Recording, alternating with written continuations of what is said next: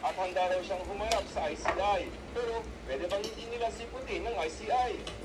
Walang contempt power o kapangyarihan na makapagparusa ang ICI sa mga hindi sisipot sa kanilang mga investigasyon. Pero ayon kay ICI Executive Director Atty. Brian Osaka, sa Regional Trial Court sila pwedeng humingi ng contempt order. Well, it depends on them. No? But as far as we're concerned, we're inviting them to shed light because this is our mandate. Our mandate is to get as much information as we can. We have to go to follow proper procedure, which is going to the courts and probably file a or petition. Kuha pa ako ng kanina. Humiling na rin ang ICI sa Department of Justice na ilagay sa Immigration Lookout Bulletin Order Okay na. Kay mother na to. Marami-rami na yan sa sinangag niya. Ilagay mo na yan sa mesa. Wala na ka. Ito makahugas ng mahal. Senator Jinggoy Estrada, Senator Joel Villanueva, at mga dating Senator Bong Revilla, at Maria Lourdes Nancy Binay, at mga staff niya na si Carlin Villa.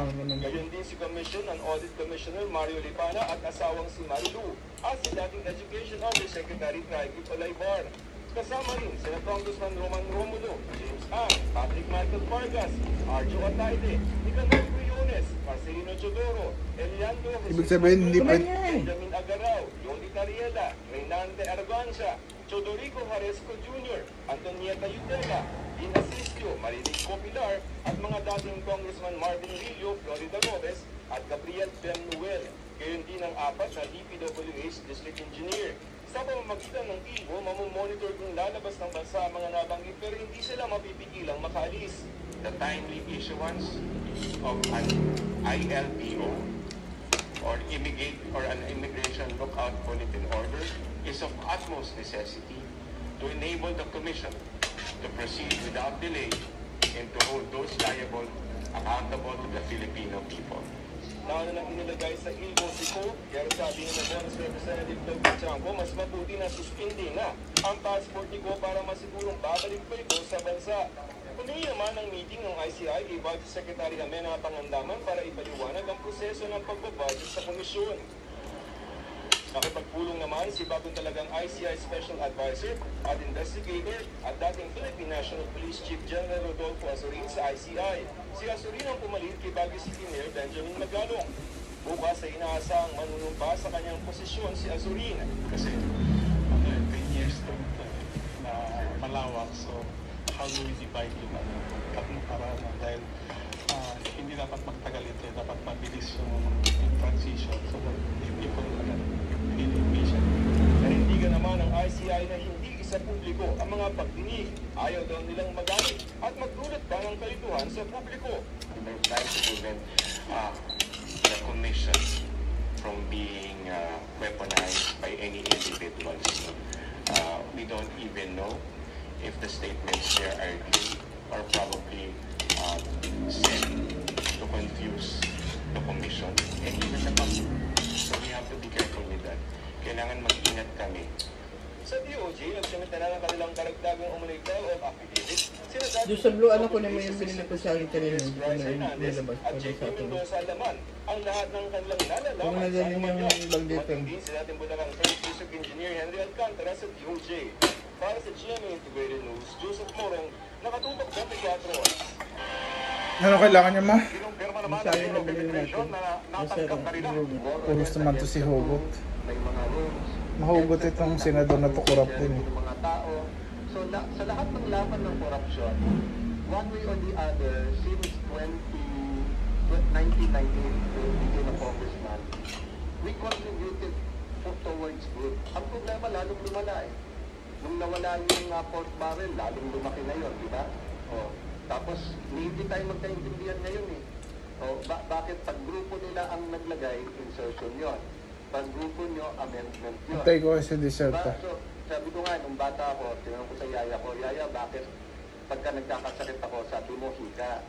Bakit sa mga kaklase ko sa high school, asthma daw? Sabi ng yaya ko, kasi mayaman yung mga kaklase mo. Pag mahirap, hika yan. Pag mayaman, asthma yan. So bakit kapag kasi isa, amendment yan, hindi insertion. O pag iba, insertion yan. So how can we have a national dialogue kung gano'n, di ba? But as far as feasibility and constitutionality, nasa Constitution yun. The only question for us is, are we willing to sacrifice? Good job Now, ako kay before Mother, that, kaya okay lang. sigaw niya, partner! So, Hindi ako tatawagin partner no, kung daw nagpaalam, ano. Tahimik yun na gano'n kasi mangot yun. ano sabi ni Einstein, keep doing the same thing, expecting different results, Diba? is stupidity. So I don't believe we're stupid as a people. So we have to find a solution. So one other alternative to do first is mag-design na. So hindi pa rin, what's the next one? We have to come together. Kailangan may vision tayo. Paano na ma-solve? So lahat ng ibang korap, sa BIR, sa custom, sa online gaming, sa illegal gambling, you name it, nakakatago ngayon kasi lahat ng attention natin nasa flood control. Diba? So yun ang point ko. We have to provide a vision. We have to, so sabi ng iba yung ICI, we have to Maulang gaming dahil sa flood control lang issue eh. ano ba tinatanong nila doon? Wala na siya pong na ano na naman. Oo. Natabo na naman. Hindi kasi pwedeng pagsabayin lahat ng issue, isa-isa lang talaga muna. Kaya natatabunan, balik, di ba? If you ask me, lagyan ng isang representative ng cabinet. Ayun na lang pinaka full volume. Isa from Muslims, isa from Iglesia. Pero lagyan nila ng plano. So, halimbawa, simulan natin sa ipasubmit sa DPWH. Saan ba meron talagang road, saan wala? Alin contractor ang definitely walang mabuting ginawa at alin yung iniimbestigahan pa. Pagka moving target tayo sa lahat ng lagay natin, walang Contractor, ibig sabihin engineer ka. has more than enough money, opportunity, power na guluhin lahat. Ginagamit yung fear ng tao, yung galit ng tao, para lalong magkagulo rather than magkaroon ng order.